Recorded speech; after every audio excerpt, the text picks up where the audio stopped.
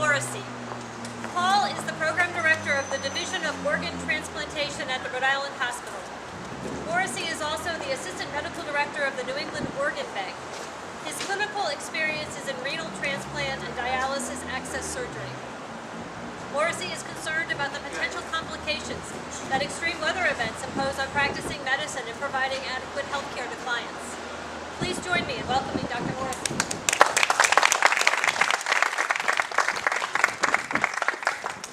Thank you, Meg, and it's a pleasure to be here. I'm mostly here at the invitation of Professor Timmons Roberts, who many of you may know is a climatology international expert and a professor at Brown University. It was great to be here.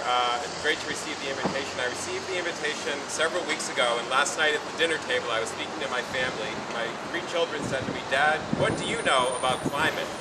Why are you a climate expert?" And I said, "I'm not. The climate affects us all, and what I am an expert at is intimately related to the potential disasters that face us in climate change. And that is the following: a sophisticated process called kidney transplantation. When there's an accident out on Route 95 and somebody passes away and the family consents to give away the organs, I'm the person in the state of Rhode Island that they call to collect those organs and liberate 2 people from dialysis in the state and hopefully give them a better quality and a longer life.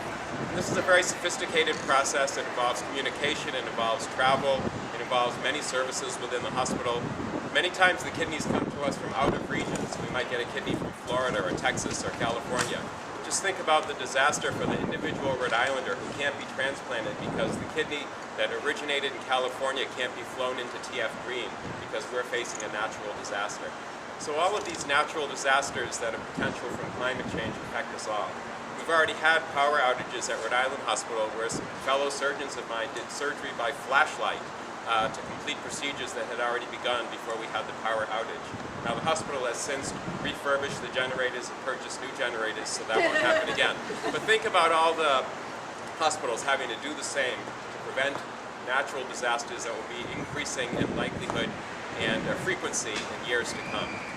So there's very strong economic and medical reasons for me to be concerned about climate change. In addition, of course, Rhode Island Hospital and the medical field throughout the state of Rhode Island employs 77,000 people. These 77,000 people came to Rhode Island for a reason. Some of them have family, some of them came because of Brown University, some of them came because Providence is a great city, but a lot of us came here because Rhode Island is a great place to live. We're attracted by the beaches, we're attracted by the environment, and if that starts to lose its luster, then we're going to have an even tougher time recruiting to that 77,000 workforce. Finally, as the lone physician in the group, let me just address some of the obvious, I hope, health care concerns with climate change. When I first came to Rhode Island, I was very enticed by the Cardi's ad that if it was over 100 degrees on July 4th, my home air conditioning system would be free. I was never enticed to buy a home air conditioning system by that, and it's never been 100 degrees yet. But that day is coming, and it's coming soon probably. So when Cardi's comes out with that offer in 5 years from now, you might consider it. There's only a couple of 100-degree days a summer, and I think we all know what those are like trying to make it through. There's a high likelihood in the next 40 or 50 years that we'll be having a dozen 100-degree days throughout each summer in the state of Rhode Island without climate change legislation to forestall that. I think many of you might remember back to 3 years ago in Paris where over 120 people died of heat prostration related to the hot Parisian summer. So these are very real threats that we face on a medical level as well. The number 1 cause of death and illness after blood transfusion right now in Rhode Island is a tick-borne illness called babesia. Every patient who gets a blood transfusion at the hospital wants to know about what's my risk of HIV, what's my risk of hepatitis. Well, your risk of HIV is 1/1000th the risk of getting babesiosis from a tick-borne illness. Babesia is on the rise in Rhode Island.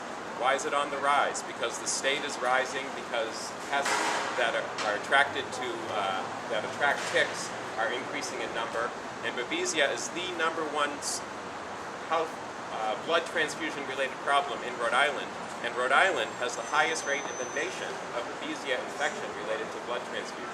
So there are very real risks present now, certainly to come in decades to come if we don't have climate change legislation to forestall some of them. So on the for the health of all of us, and our offspring, and for the benefit of my current patients, I think this is a very real and important issue for the state of Rhode Island. Thank you.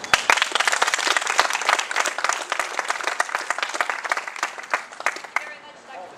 Morrissey. Our next speaker is Eric Beecher. Eric is the founder of Soul Power, a solar installation worker cooperative based in Providence. Opened in 2012, Soul Power designs and manages installations for solar, electric, and water heating systems throughout Rhode Island and Massachusetts. Beecher's interests center on worker cooperatives, robotics, alternative energy, automated manufacturing, and entrepreneurship. Please join me in welcoming Mr. Beecher.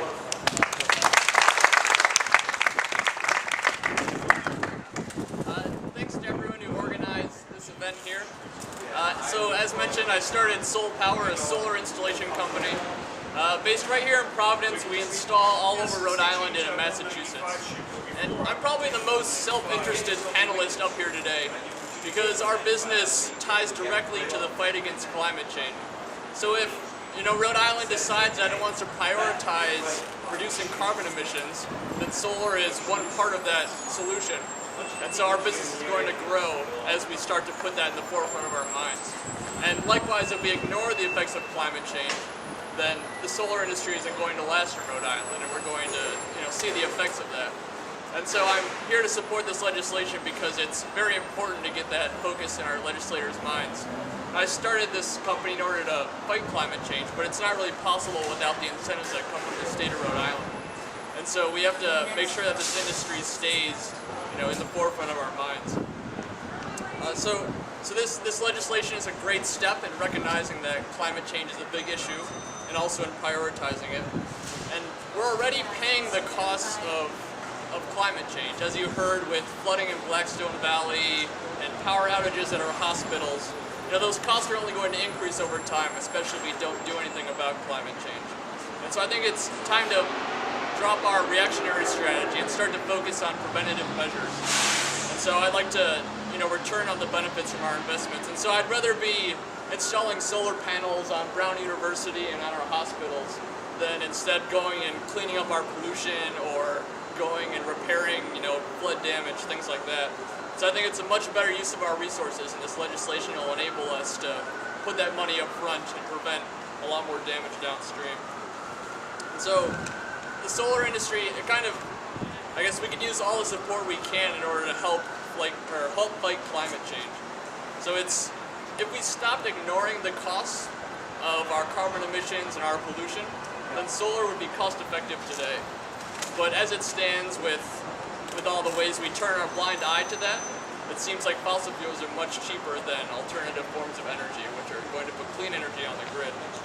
And so the legislation is basically necessary in order to make this apparent and to realize the true costs of fighting climate change. And so to do a comparison, we do business in Massachusetts and Rhode Island. The Massachusetts Clean Energy Center releases an annual report on the clean energy industry in Rhode Island or in Massachusetts. And so the past 2 years they've had over 11% growth in the clean energy industry jobs, which is just an astounding rate. And they're up to about 80,000 jobs in the clean energy industry in Rhode Island, or in Massachusetts, sorry. And so the question is, what's the difference between Massachusetts and Rhode Island? And I can tell you, up on the roof, the sun is exactly the same in Massachusetts as it is here. There's no difference. And so that big difference comes from the legislation that's proactively fighting climate change up there in Massachusetts. And so I think this bill is a good step toward bringing that down here so that we can reap the economic benefits of the job creation, and we can also start putting in preventive measures that'll generate clean